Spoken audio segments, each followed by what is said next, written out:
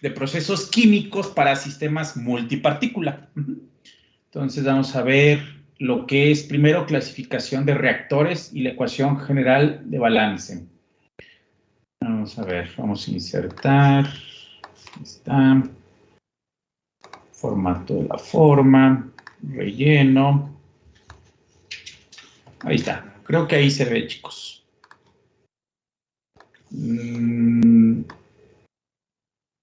O a ver, déjenme ver si... Oh, también se ve bien así. Vamos a utilizar un apuntador. Ok. Entonces, primero vamos a partir de... vamos a clasificar los reactores. Para ello, o sea, 3 clasificaciones de reactores que vamos a plantear. Y va a ser a través de la ecuación general de balance de masa. ¿De acuerdo? Entonces, recuerde, bueno, vamos con calma. Tendríamos el primer término, que sería el término transitorio, que sería la velocidad de acumulación de la especie J, que puede ser un reactivo, puede ser un producto. Dentro del sistema, esto tendrá unidades de moles sobre tiempo. Entonces, este es el término transitorio. El segundo término es la velocidad, igual, es una velocidad de flujo de la especie J hacia el sistema. Es decir, cuánto está entrando hacia el sistema, nuevamente, en moles sobre tiempo. Luego, el tercer término es una velocidad de generación de J por reacción química dentro del sistema. Ese término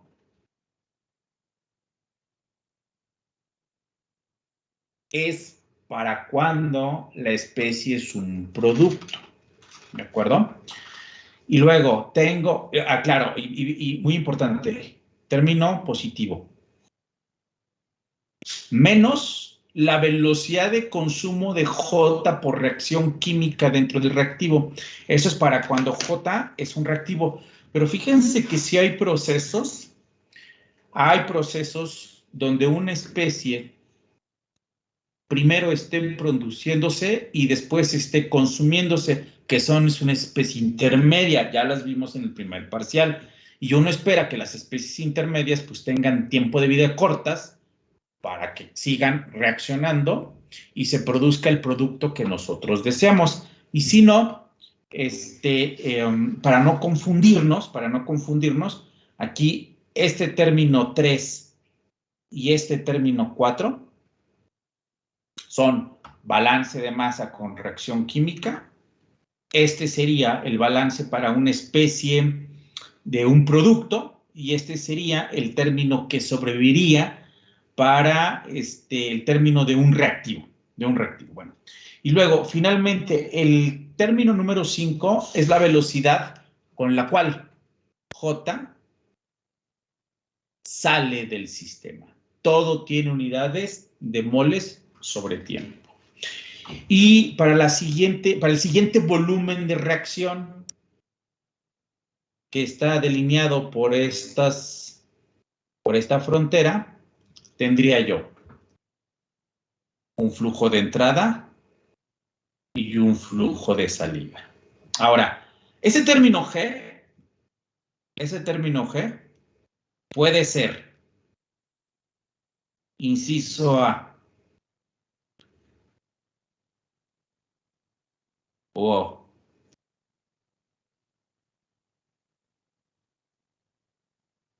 generación, o puede ser consumo. Hay que tener cuidado si es generación, tiene un signo positivo, y si es consumo, es un término negativo. Generalmente los signos se colocan de manera natural en los coeficientes estequiométricos de la especie J. Entonces, si nu es el coeficiente estequiométrico y subíndice J es la especie, tendrán que es un signo negativo para reactivos y un signo positivo para productos. Y de manera natural ya aparecen estos signos, o esos signos son considerados.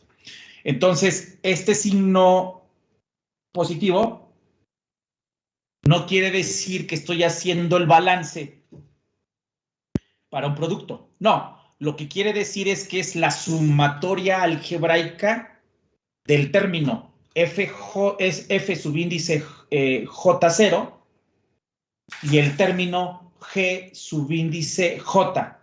Y ahí ese término G subíndice J puede quedar positivo por este coeficiente estequiométrico o puede quedar negativo por este coeficiente estequiométrico. Ok.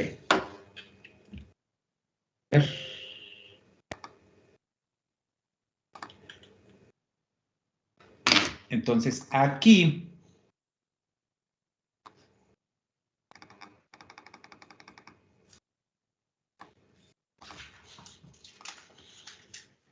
vamos a ver. Velocidad de generación. Creo que le voy a cambiar el término porque la G confunde. Ya me lo han expresado. Y lo vamos a poner velocidad de producción, ¿no? O sea, vamos a cambiarlo. Ya está. Velocidad de producción de J por reacción química o velocidad de consumo de J por reacción química. Y el término G simplemente lo vamos a llamar así, término G, ¿no? Que puede ser velocidad de producción o velocidad de consumo. Listo. Ya hice mi corrección. Perfecto.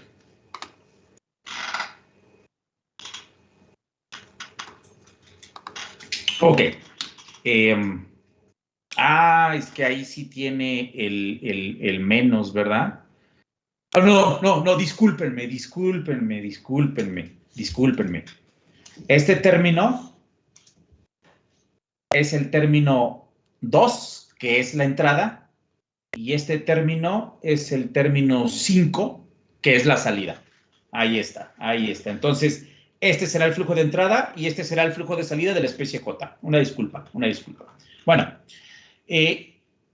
ahora bien, miren, este cuadro me sirvió. Fíjense que este cuadro a lo mejor es un reactor, ¿verdad? Entrada y salida. Bueno, no me voy a meter mucho con la mecánica de fluidos, pero como que uno intuye, por ejemplo, si este fuera una alberca, que está lleno aquí de agua, y digamos que pues hay veces que las albercas bajan de nivel por evaporación del agua, ¿verdad? Y entonces lo que hacen es pues alimentar más agua fresca, o lo que hacen es que el agua está recirculándose. ¿Por qué? Pues porque generalmente aquí debe de haber una entrada de hipoclorito de sodio para, pues ya saben, eliminar patógenos y todo eso, ¿no? Y entonces, si ustedes se han colocado cerca de esas salidas, o sea, sí, de esta salida y de esta entrada, se siente como hay aquí una turbulencia. Pero si se van ustedes aquí en medio, sienten como el agua permanece prácticamente estancada, y aquí cerca de estos vuelven a sentir movimientos movimientos corrientes de agua, ¿no? Entonces, eso tiene que ver con la hidrodinámica del sistema. Entonces, cuando nos encontramos aquí en medio, sentimos que está el agua sin moverse. Son zonas estancadas. Entonces, este es un buen ejemplo es un sistema que está muy mal mezclado, ¿de acuerdo? ¿Sí? Entonces, si está muy mal mezclado, quiere decir que tienen zonas estancadas y zonas de movimiento de fluido. Y la concentración de hipoclorito de sodio con el tiempo se va a hacer casi igual, pero porque va a difundir a través de toda el agua, ¿de acuerdo? Pero si yo quisiera medir, inclusive, si nos hemos metido digamos, a un río, pues en la parte de arriba del río, generalmente la temperatura del agua, vamos a poner aquí temperatura T1, pues va a ser una temperatura más agradable, mayor, que la temperatura T2, ¿no? Porque conforme pasen más abajo, la temperatura del agua es más fría, porque tiene menos, los rayos solares no pueden infiltrarse hasta la parte del fondo del agua, simplemente es una altura de agua. Entonces, con esto quiero decir que vamos a tener sistemas que tanto la temperatura como la concentración de la especie J son dependientes de la posición, de donde nos encontremos. Ajá. Si ese es el caso, si ese es el caso, que son dependientes de la posición, pudiera yo tener diferentes concentraciones y diferentes temperaturas. Para evitar eso, para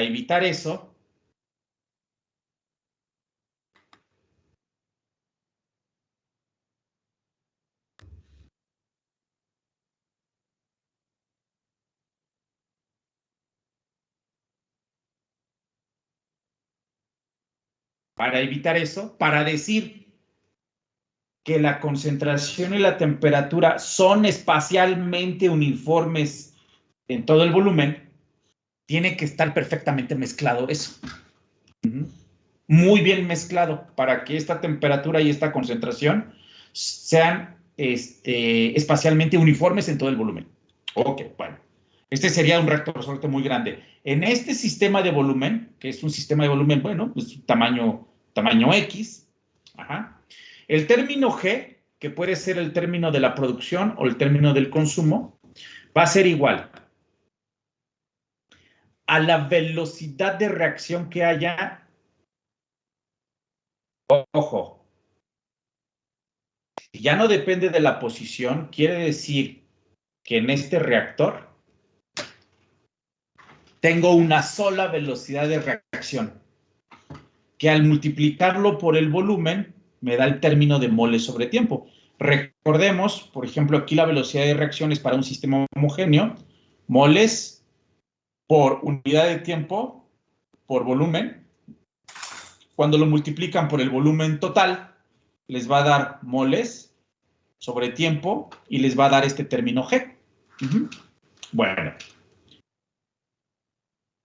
caso contrario, que no esté perfectamente mezclado. Entonces, la temperatura y la concentración, pues depende en qué parte del reactor, del sistema, estemos. Entonces, la velocidad de reacción, al depender de la temperatura a través de la fórmula de Arrhenius,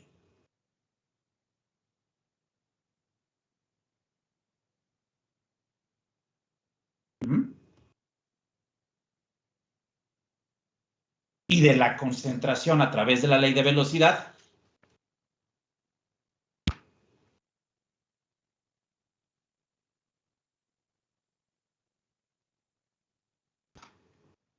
¿ya? Entonces, va a ser una función de la posición dentro del sistema. Entonces, este sistema que tengo aquí, lo puedo dividir en subsistemas más pequeñitos. ¿De qué tamaño? Bueno, de este tamaño. Entonces, para esto, tendría yo entonces, me correspondería a una diferencial de volumen 1. Para esa diferencial de volumen 1, tendría una velocidad de reacción de la especie J en ese elemento de volumen 1. Para este segundo elemento de volumen, tendría la velocidad de reacción.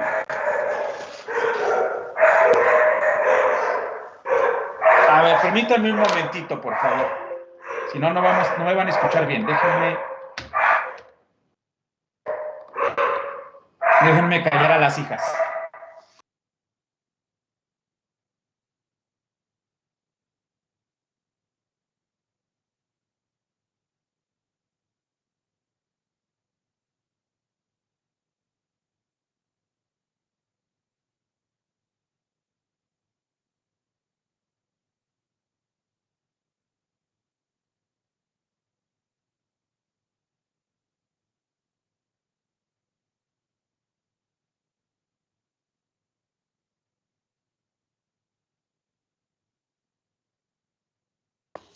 Ya, una disculpa, pero se ponen muy inquietas, no sé por qué, por las tardes. Bueno, ¿en qué estábamos? Ah, sí.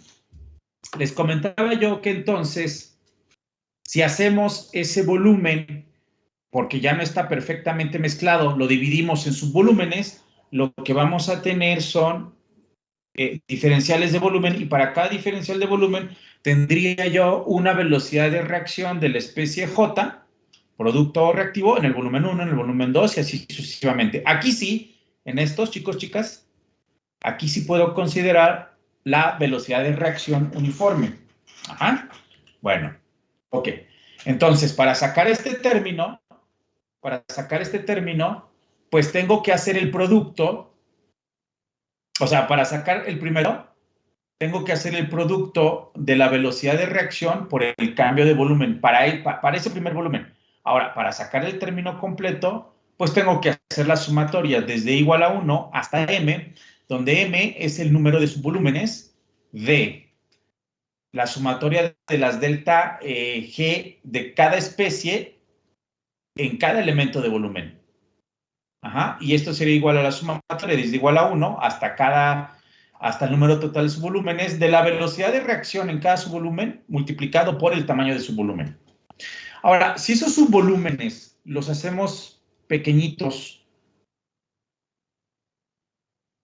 de tal forma que tiendan a cero, pues voy a tener que el número sería un número infinito de subvolúmenes. Ajá. Entonces, esta sumatoria se convierte en una integral. Ojo, que lo que les comentaba la vez pasada, esto quiere decir no desde cero hasta el valor de b, no, quiere decir que es el término g para la especie j es la integral en todo el volumen. En todo el volumen de R subíndice J por la derivada del volumen. Si ese término lo sustituyo en el balance de masa, me quedaría que el término transitorio es igual a la entrada menos la salida, y este es el término G. Negativo para reactivos, positivo para productos. ¿Dónde lo veo? Aquí. Ajá. Ahí lo veo. Entonces, ojo.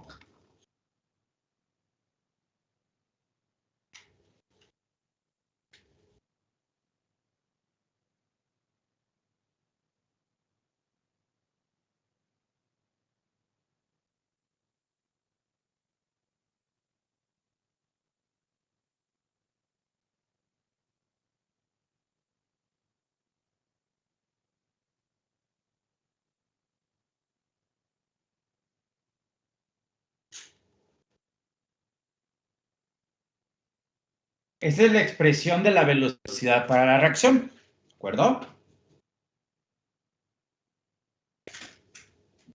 De lo que llamamos velocidad global.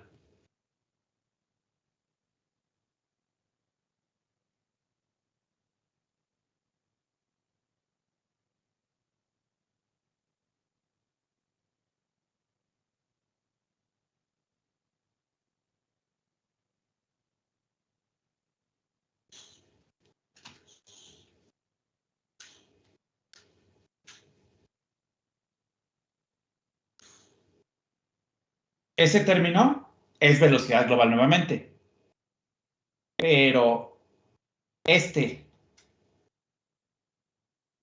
con esa es velocidad individual. Esas son las R's de J, ¿no? Porque es la velocidad de reacción para cada uno de los compuestos. Entonces, si esto yo lo reescribiría, yo diría, por ejemplo,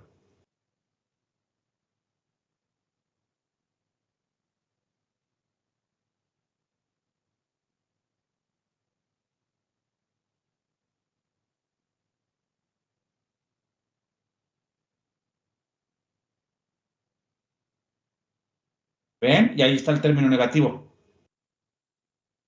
Ahora para la especie J, que es B.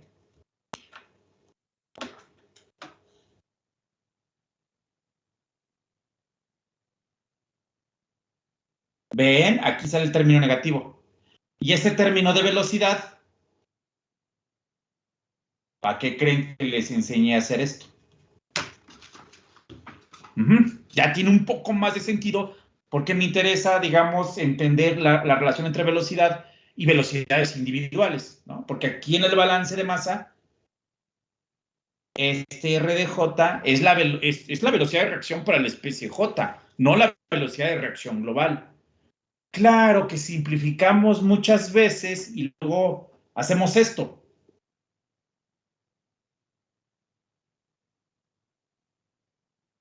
Claro, pues aquí la velocidad global y además,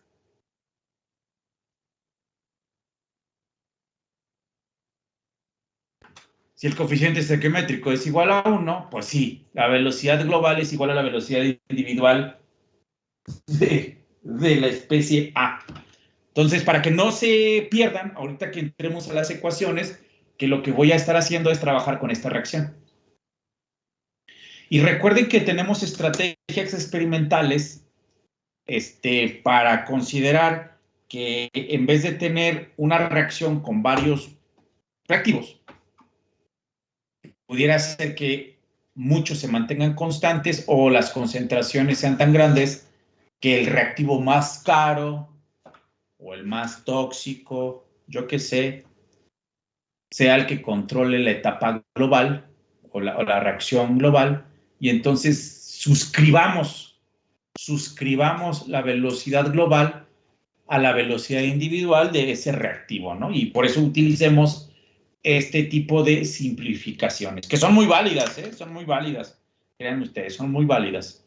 Claro, hay ecuaciones, pues yo lo que les voy a mostrar es ese reactivo A que nos va a dar productos, pero si se requieren ecuaciones más complejas, o sea, de A más B más C que me dé productos, hay ecuaciones, hay formas de tratar lo que vamos a ver a continuación. Por ahí al final les mostraré un diagrama de flujo del análisis que se debe de hacer cuando tienen más de un reactivo. Entonces, creo que ahí ya fue bastante claro de lo que significaría R subíndice J. Perfecto. Entonces, esta ecuación que tengo aquí sería el balance de masa para la especie J. El término transitorio, el término de flujo de entrada, el término de flujo salida y el término G, que puede ser un término de consumo o un término de generación. Fíjense, a lo mejor aquí valdría la pena, déjenme ver.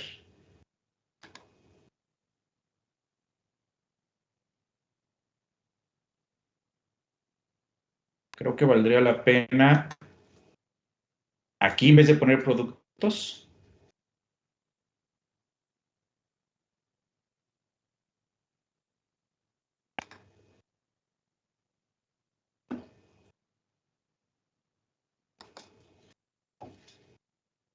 Perdón.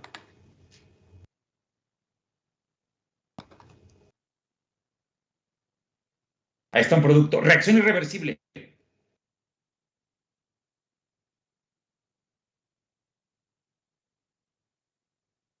Porque para reacción reversible ya habíamos visto que tengo una velocidad izquierda-derecha y tendría que restarle la velocidad de derecha-izquierda para sacar una velocidad total. Pero no voy a entrar ahorita en esos detalles. Entonces, la velocidad de reacción para la especie C es igual a más el coeficiente estequiométrico, aquí aparece el signo más, el coeficiente estequiométrico C por la velocidad. Y esta es la ley de velocidad para dos reactivos.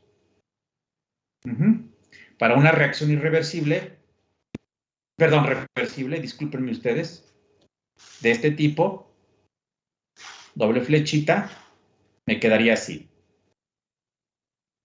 Bell es la velocidad, una constante cinética, un 1, por la concentración de A elevado a la X por la concentración de B elevado a la Y, menos una constante cinética, ay, Dios mío, Vamos a ponerle aquí, es una apóstrofe esto. Es una apóstrofe, una constante cinética 2, que es una constante cinética de derecha a izquierda.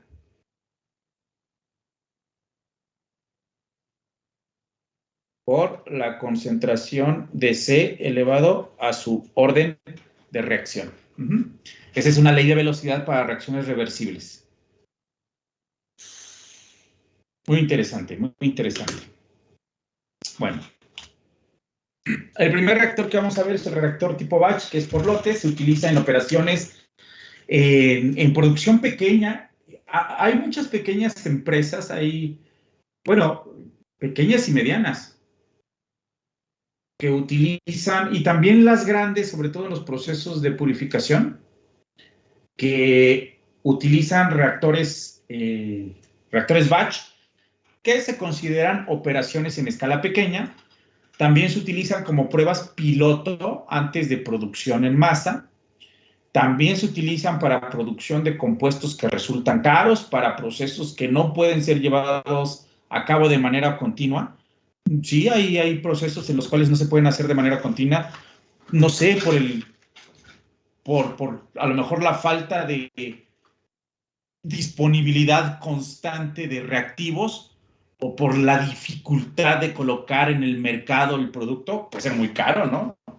Puede ser, imagínense, a lo mejor algún proceso de tipo de enriquecimiento de metales con propiedades radioactivas como el cobalto y el uranio. Pues yo creo que eso no se produce en masa, ¿eh? Yo creo que eso se produce en lotes. También para cuando requieren ustedes conversiones altas del reactivo, que quieren que reaccione una alta concentración de reactivo. Pero estos procesos tipo batch, si bien tienen esas ventajas de conversiones altas, de una producción de compuestos caros, como pruebas previas piloto, operaciones en escala pequeña, pues representan inversiones con costos altos. El otro problema que tienen es que sus productos que van a obtener, pues pueden variar entre batch y batch operado, o sea, con calidades distintas, ¿sí? Y el volumen, el volumen de material, pues, o sea, la cantidad de material tratado es tratado por una longitud de tiempo específico, ¿no? Además, no hay flujos de entrada y no hay flujos de salida. Bueno, eso ya no es una desventaja, eso ya es una característica, ¿no? Pero digamos su desventaja sería los costos altos y su variabilidad de productos obtenidos entre batch y batch operado, ¿sí? Y como parte de sus características sería un volumen fijo de material extratado por una longitud de tiempo específico y no hay flujos de entrada y no hay flujos de salida. Quiere decir que esta ecuación se cancela este término, flujo de entrada, y este término, flujo de salida, y nada más me queda este término y este término, que es el que está aquí reescrito. Perfecto. Ahora, fíjense, este término es un término de integral. O sea, yo tendría que conocer, imagínense un reactor gaseoso que pudiera yo dividirlo. No es posible, o sea, matemáticamente sí es posible, pero operacionalmente, pues no es posible hacer pequeños reactorcitos dentro de un reactor grande y entonces controlar la velocidad de reacción. Lo que también es difícil, por ejemplo, en un reactor tipo gaseoso, ¿no? Proceso pirometalúrgico, pues tampoco como que es muy posible, a menos que ustedes me corrijan la plana, pero el que yo pueda determinar en una sección del reactor su velocidad de reacción y después, o sea, es decir, a ver si me explico, que en este punto yo pudiera determinar la concentración de la especie J y por lo tanto hacer un balance y determinar la velocidad de reacción. Que en este punto yo pudiera determinar también la concentración de la especie J en un volumen determinado y determinar la velocidad de reacción. Y en este punto, y en este punto, y en este punto, y en este punto, y en este punto. Hay dispositivos que sí lo permiten, pero pues imaginen un reactor lecho fluidizado, creo que sería un poco complejo.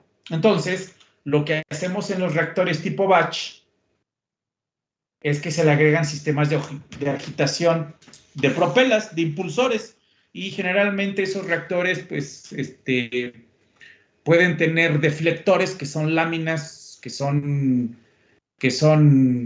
bueno, esos deflectores son baffles, son piezas colocadas dentro del reactor. Aquí voy a dibujar una, por ejemplo, aquí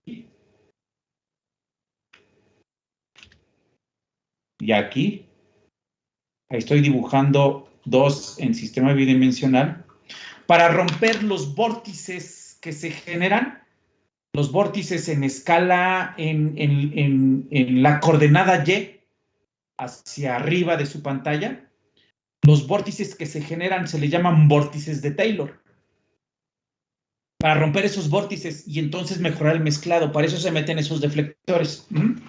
Entonces, hay ya parámetros establecidos, los pueden ustedes buscar. A lo mejor el próximo a lo mejor les pongo ahí un breviario ahí de las, se da en diámetros, una de mis estudiantes ya lo hizo en su momento.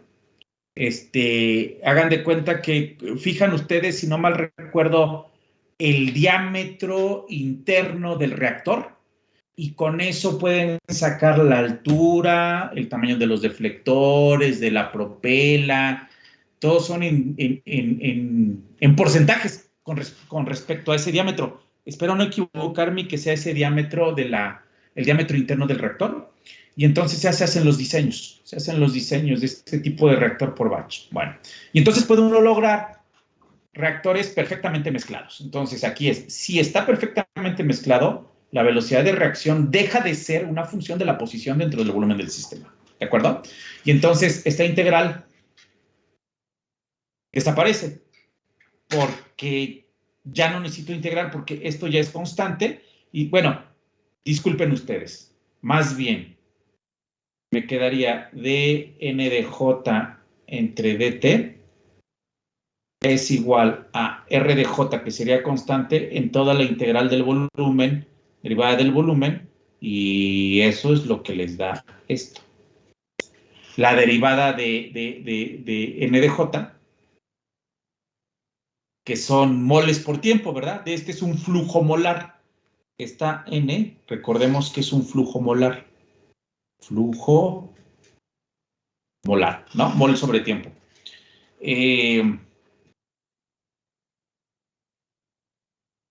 Todo esto, perdón, discúlpenme ustedes. Entonces, el cambio del flujo molar, o sea, el cambio del número de moles con respecto al tiempo, es igual a la velocidad de reacción de la especie J multiplicado por el volumen total.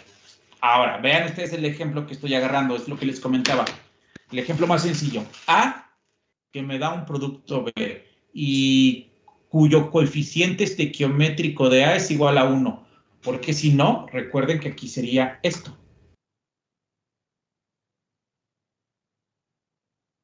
Porque esto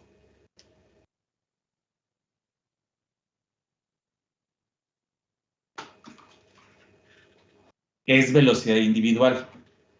Y esta RDA, pues sí, esa es velocidad global, que también es la misma que velocidad individual, porque el coeficiente estequiométrico que estoy considerando es igual a 1. Inclusive aquí ni siquiera lo pongo. Bueno, entonces, por ejemplo, de A que pase a B. Entonces me quedaría que aquí tengo que sustituir en R subíndice J por la velocidad de reacción de A. Y aquí está el volumen, la velocidad de reacción de A, de N de A sobre dt. De aquí puedo reacomodar y integrar, bueno, no, puedo colocar los términos de tiempo y puedo reordenar los términos de, ¿qué tendría aquí? De N de A, RA y B. Esto que está aquí. Integro desde 0 hasta el tiempo T1. En el tiempo T1, recuerden, si A es un reactivo, es el tiempo al cual aún queda reactivo A sin reaccionar, que sería esto que está aquí, ¿no? Aquí está al tiempo T1, ¿verdad? es cuando aún queda A sin reaccionar. Bueno, si es una reacción homogénea es porque se alcanza el equilibrio químico. Bueno, y agrupo los términos de número de moles iniciales de A hasta el número de moles de A que quedan dentro del reactor, ¿verdad? Entonces, esto es igual, vamos a ver, ¿qué hice aquí? ¿Qué hice aquí? ¿Qué hice aquí? Ah, sí, invierto los límites de la integral. Cuando invierto los límites de la integral aparece aquí un signo negativo de n de A1 entre n a 0 de n a sobre r de A. Entonces me queda que el tiempo, me queda esta ecuación. Ahora, ¿qué necesito conocer?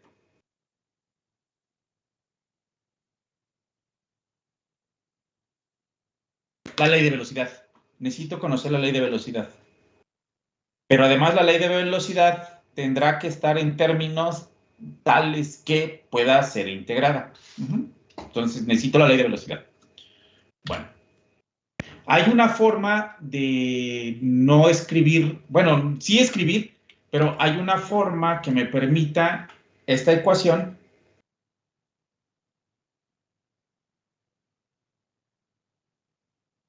integrarla más fácilmente. Ahí la tengo que integrar desde, bueno, si quiere me quedo con esta, desde el número de moles iniciales hasta el número de moles que hay hasta el tiempo de T1. Bueno, entonces una forma es a través de la fracción reaccionada. Fíjense que ya había comentado yo que este sería la fracción reaccionada para el fluido A y esta es la fracción reaccionada para el sólido B. Recordemos que esta fracción reaccionada para el reactivo B, que es un sólido, depende de la geometría, ¿no? Entonces, por ejemplo, es 1 menos, 1 menos, aquí sería R sobre R subíndice 0 al cubo, si es una esfera, ¿no? Luego es 1 menos R sobre R es 0, donde las R son las distancias desde el centro de simetría y este sería la longitud original. Esto sería al cuadrado para cilindros, ¿no? Y entonces me quedaría para placas es 1 menos R sobre R0 a la primera, ¿no? Creo que ya lo vimos esto de las formas, ¿no? No, Dolly. Sorry. Ok, bueno. Esa es la fracción reaccionada para un sólido. Y la fracción reaccionada para un fluido. Ah, claro. Y ya nada más para completar. Esta X de B era 1 menos. Ay, a ver, ¿qué era? Volumen sin reaccionar. Entre volumen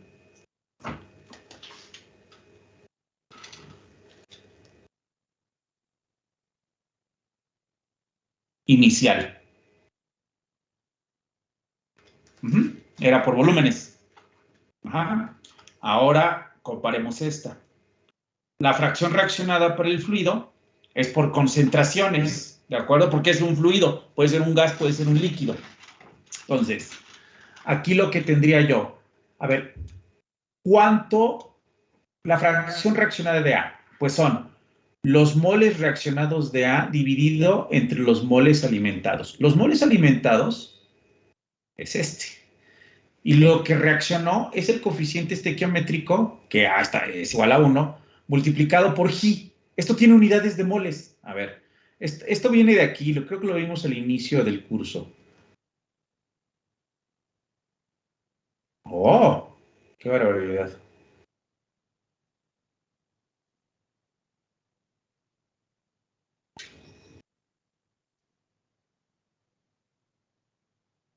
Ese es lo que después derivé con respecto al tiempo para sacar el concepto de velocidad de reacción, ¿no? Entonces, eh, esto es lo reaccionado. No. Perdón, es que aquí las niñas están inquietas.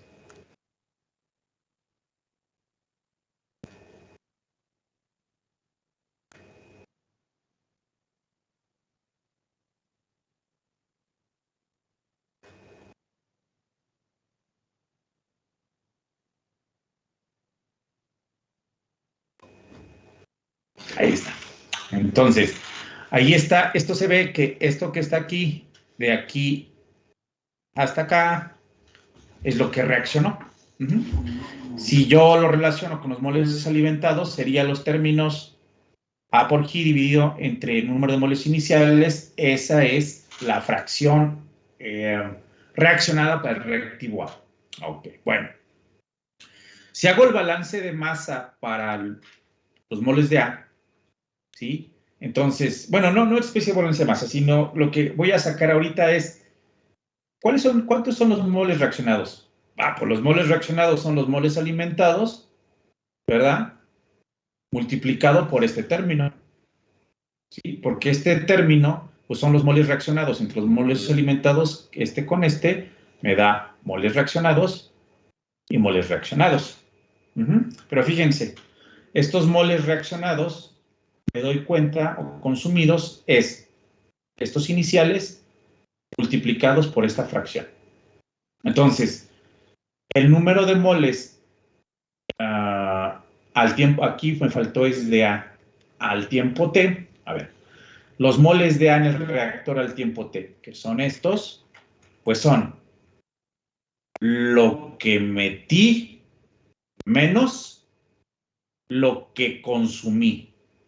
Y lo que consumí, aquí ya lo saqué, es esto por esto y que lo sustituyo ahí. Simplemente a través de análisis de unidades estoy escribiendo los términos que me permitan entonces sacar esto que está para la integral, ¿no? Que es el que quiero eliminar. Pero lo estoy colocando en función de fracción reaccionada para el fluido A. Fracción reaccionada. ¿De acuerdo? Es una forma más cómoda. Porque, ¿se acuerdan? Por ejemplo, yo les decía, no, es que es difícil medir los radios. Es muy difícil, ¿no?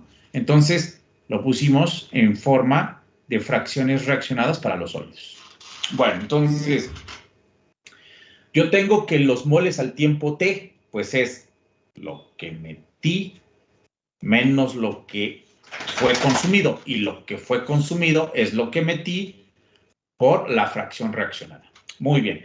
Si esto lo sustituyo, bueno, lo reescribo. Aquí tengo NDA es igual a NDA0 menos NDA0 por la fracción reaccionada para A. Aquí hay un término común, me queda NDA0 por 1 menos la fracción reaccionada. O también se le conoce fracción de conversión. Fracción de conversión. Ahí está, fracción de conversión. Ahora, esta ecuación, o sea, les quedaría esto. NDA es igual a NDA0 por 1 menos esta fracción de conversión y lo derivan con respecto al tiempo. Entonces les queda este término, o sea, este por un 1, pues es NDA0, es una constante, se cancela, y este por este sería menos NA0 por la derivada de esa fracción de conversión con respecto al tiempo. Ahora, esta ecuación con esto que nos quedó hace rato del balance, aquí lo volvemos a ver, aquí está. Lo que hago entonces es que, a ver, déjenme ver. Ajá, perfecto. Este término de RDA por volumen, ya que es dNDA sobre dt, lo sustituyo aquí. Entonces les queda, claro, aquí tienen un signo negativo que lo están aquí reescribiendo. Entonces es,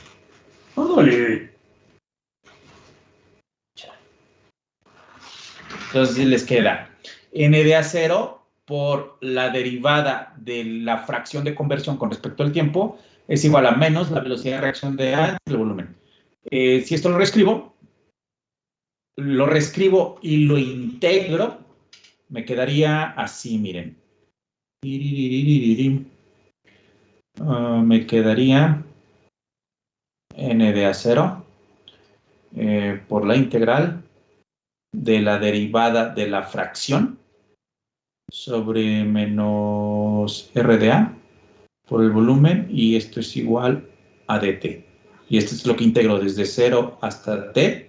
Y aquí, al tiempo 0, ¿cuánto es? Es la derivada de la fracción de conversión. ¿Cuánto se ha convertido? Pues 0. Al tiempo 0, 0. ¿Sí? Y al tiempo t van ustedes a alcanzar la fracción de conversión o grado de conversión deseado para el componente A.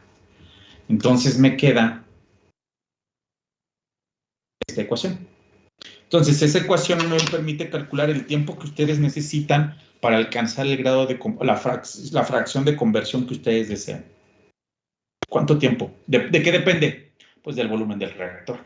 Evidentemente que la menos RDA, esa es la ley de velocidad. O sea, tenemos que tener esos datos de velocidad. ¿Sí? Vamos a hacer nada más puros ejercicios en cinética homogénea, pero para cinética heterogénea no es más que, digamos, rever los términos, no es tan complejo, y hacer el análisis de unidades correspondientes. Ahora, el siguiente reactor es el reactor de flujo tanque agitado CCTR. Este reactor se utiliza mucho de flujo continuo. O sea, es decir, que tiene un flujo y una salida constantes. No confundir que esta salida se recircula, porque entonces se convierte nuevamente en un tipo batch. Puede ser, entra, sale, y hay una parte que se recircula. Sí, con recirculación, ese sí es un reactor de flujo. Pero si todo lo que sale va a volver a entrar, ese se convierte en un batch, independientemente del volumen. ¿De acuerdo? Entonces, bueno, dependiendo también del tamaño del reservorio. Este reactor se utiliza para reacciones en fase líquida y si podemos considerar que está perfectamente mezclado, nuevamente la velocidad de reacción será independiente de la posición dentro del volumen del sistema. Además, este tipo de reactores se opera en estado estacionario. Quiere decir que cuando ustedes arrancan planta, es estado transitorio. Pero una vez que ya está arrancada, que ya arrancó la planta, inclusive el producto que ustedes sacan, generalmente lo tienen que devolver, lo recirculan. Lo recirculan porque no hacen la etapa. Por ejemplo, imagínense la producción electrolítica de zinc.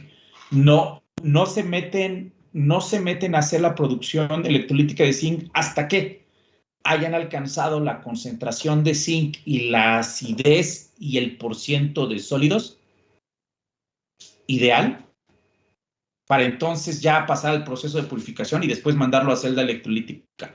Entonces, todo un arranque de planta lo tienen generalmente en estado, es obvio, en estado transitorio, y ya cuando está, digamos, constante, este tipo de reactores, pues, operan en estado estacionario, ¿verdad? Entonces, en estado estacionario, el término del cambio de N de J con respecto al tiempo es igual a 0. Es el término transitorio, o sea, es igual a 0, y me queda esta ecuación que sería la entrada, la salida y el término que puede ser de consumo o de producción para la especie J, velocidad de reacción multiplicado por volumen. Y vamos a dejarlo hasta aquí.